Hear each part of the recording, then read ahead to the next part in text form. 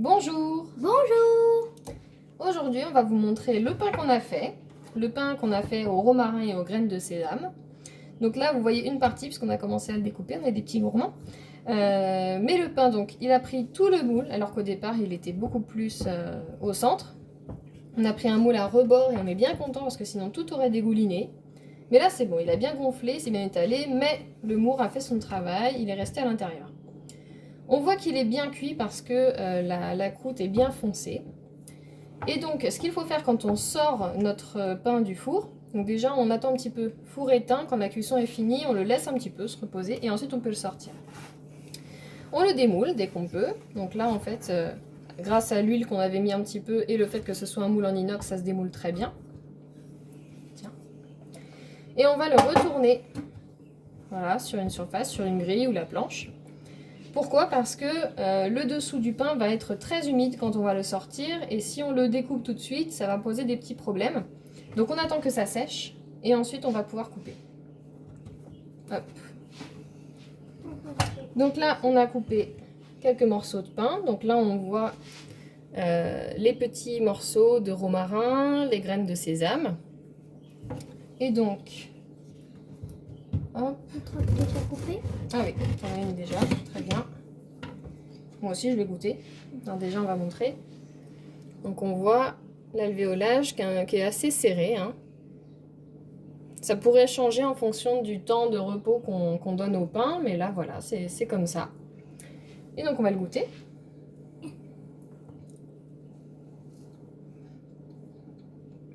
Alors donc on sent bien le goût du romarin. Très bien. Et alors, si on voulait faire quelque chose d'encore meilleur, et ben on le passerait au grille-pain parce que c'est vraiment là qu'il dévoile tous ces arômes. Donc il ne faut vraiment pas hésiter, avant de se faire des tartines, on passe un petit peu au grille-pain, même beaucoup, parce que ça met du temps à griller le pain au levain.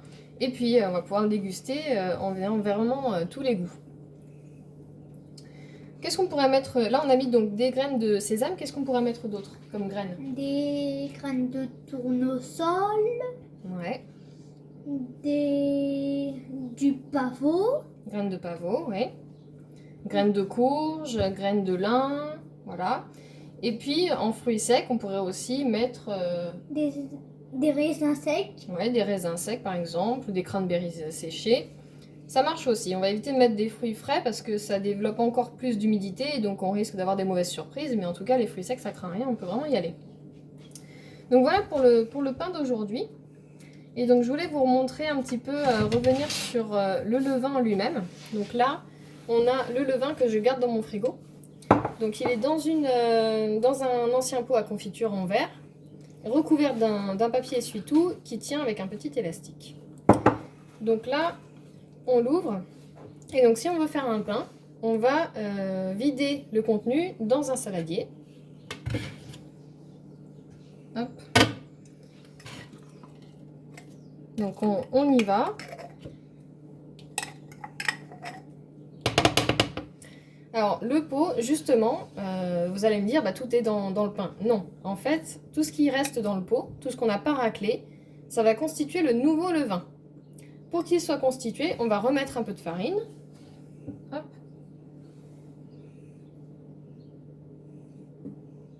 Donc dans l'idéal, on met de la farine complète, mais là j'en ai plus. Donc ce sera de la farine type 80. Donc un petit peu de farine et on va mettre aussi de l'eau que je vais chercher. de l'eau salée. Non, justement, pas salée. Pour entretenir le levain, on utilise de l'eau normale. On en met un petit peu et donc on va essayer d'obtenir la consistance de pâte à crêpes épaisse dont je vous parlais dans l'autre vidéo. Donc pas trop liquide, mais bien humide quand même. Voilà, je remue. Et voilà, et donc ça, ce levain que j'ai refait, que j'ai reconstitué dans ce pot, eh bien je vais le replacer au frigo et il servira pour la prochaine fois. Donc je le recouvre et hop, il repart au frigo. Ici, mon levain qui est dans mon saladier, il va donc me servir pour le prochain pain. Avant de faire mon prochain pain, il va falloir que je mettre de la farine en plus et de l'eau pour augmenter un peu le volume. Donc, pareil, on met de la farine.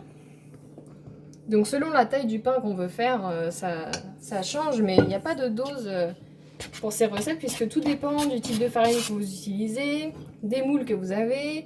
Donc c'est vraiment avec l'habitude après que vous saurez les quantités qu'il faudra. Maman, je peux mélanger. Oui. Hop. Avec la grande cuillère, c'est plus facile. Tiens. Ouais. Voilà, il faudra peut-être ajouter un petit peu d'eau parce que là, en fait, on veut obtenir à nouveau la texture de pâte à crêpes épaisse.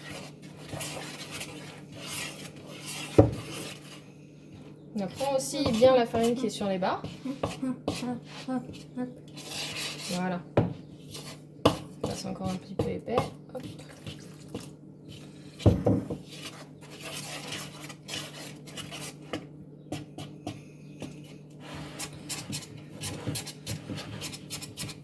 Voilà.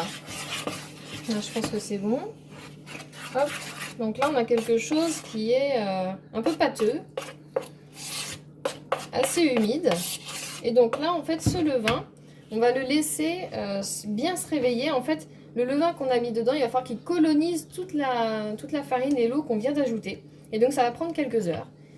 C'est-à-dire que là, nous, on va laisser ce levain tranquille pendant une nuit. Et demain matin, on pourra l'utiliser pour notre nouveau pain. Et en l'occurrence, nous, on ne va pas faire du pain avec celui-là. On va faire de la pâte à pizza. Ce sera peut-être l'objet d'une prochaine vidéo.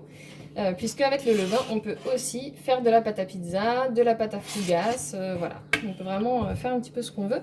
Et ce qui est intéressant de faire le pain chez soi, c'est qu'à l'intérieur, on peut mettre ce qu'on veut. Et donc, ce qu'on ne trouve pas forcément chez le boulanger, ben, on peut le faire aussi chez soi. C'est un peu comme quand on fait un gâteau et qu'on veut voilà, expérimenter d'autres goûts, et ben là on peut le faire aussi avec le pain grâce au levain naturel. Voilà, à bientôt!